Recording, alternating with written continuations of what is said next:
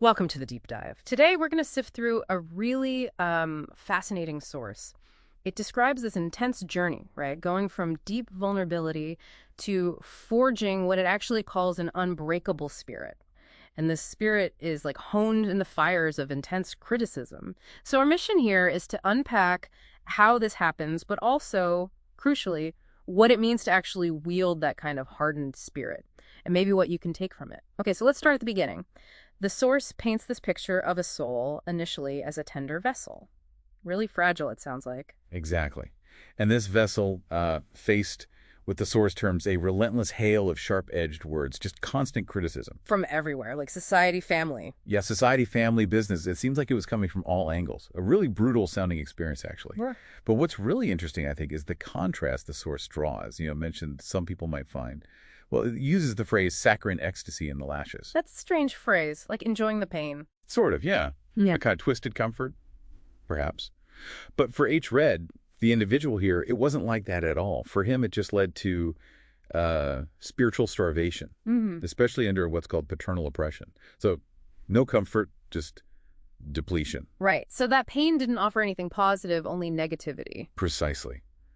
And that seems to be what led to this huge turning point, a really solemn oath, apparently, to never again have a relationship with vulnerability. Wow. That's a big decision, cutting off vulnerability completely. A complete severance. And from there, this self-fortification process kicks in. So how does that work? How do you build that fortress? The source mentions pain and rejection. Yeah, it says pain became his teacher. Yeah. And rejection, the architect of his new self. It uses really strong metaphors. It sounds like it. So what does this new self look like, according to the source? It's described very vividly. A matrix of steel as a new skin. It even says a new beast is born. A new beast. That's intense. It signifies a total break. The source clarifies this self knows nothing of battered woman syndrome, which suggests shedding any victim identity tied to that past harm. Okay, so a complete psychological disconnect from being harmed. Exactly. And feels no love for the offenders, has severed all ties with the perpetrators of his pain. It's about liberation, really. Liberation, Yeah. emerging from an internal coffin made of hell and steel, I think was the quote. That's the one. Yeah. And now, instead of asking, this self declares, it's a shift from being passive to being really active in defining oneself. A fundamental change in agency then. So, okay, this fortress is built, the new beast is out. How does the world look different from inside that fortress? How does criticism land now? Completely differently. The source suggests something like, you are too hard. That kind of criticism. It's just heard as noise, Yeah. as other people's fear. So it just bounces off, no impact. Pretty much, yeah. It holds no sway. The internal thermostat for judgment is set to zero, kind of. This new state is described as being like a contemporary stoic king. Ruling with iron will and an unbreakable spirit. I remember that line. Right. And crucially, that unbreakable spirit isn't just for defense. It's not a shield. The source explicitly calls it a weapon. A weapon. Okay, that word definitely stands out. What kind of weapon? What's its purpose, according to the source? Well, looking at the bigger picture presented, its purpose is pretty provocative. It's not about being the tough guy, the resident strongman. Instead, it's to make slaves, to become rich. Okay, wait. Make slaves. That sounds harsh. How should we understand that? Yeah, it's vital to see it in context. The source seems to imply it's not literal slavery, obviously.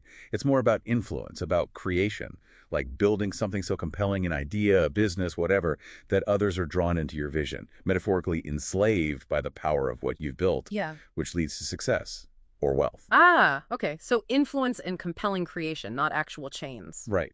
The means are building and changing minds. But notice it says changing minds, not transforming them forcefully. It's more subtle. Subtle shifts in perspective, maybe. Aligning people. Perhaps. And then it concludes with this really striking role.